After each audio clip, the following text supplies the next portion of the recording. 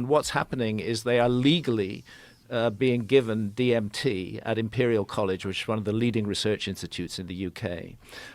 And for the first time ever, they're not looking to find out what are the possible therapeutic outcomes of this. They're actually looking at the experience itself.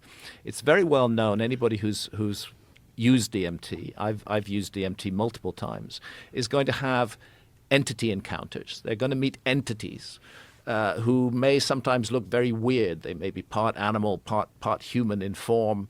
They may be almost formless, but yet they speak to you, they communicate with you. And of course, the mainstream attitude, this is just rubbish, this is just your brain on drugs. Well, Imperial College, they're now testing that view.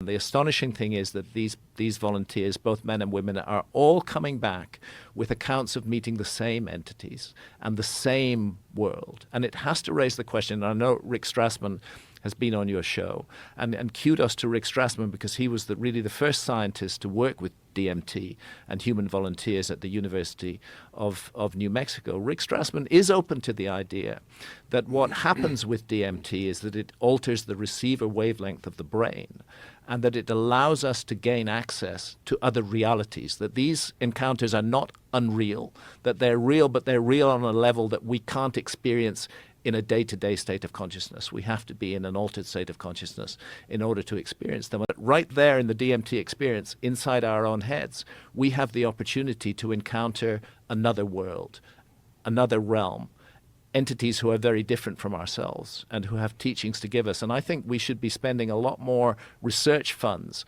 on exploring those experiences and finding out what's going on, rather than zooming off to other planets. Let's do both, but let's make sure that we understand that consciousness is an enormous mystery, and at the level of consciousness, DMT opens up literally a parallel world. And there's a nexus here with quantum physics, and with the notion of parallel realms and parallel realities. Maybe we can actually access them.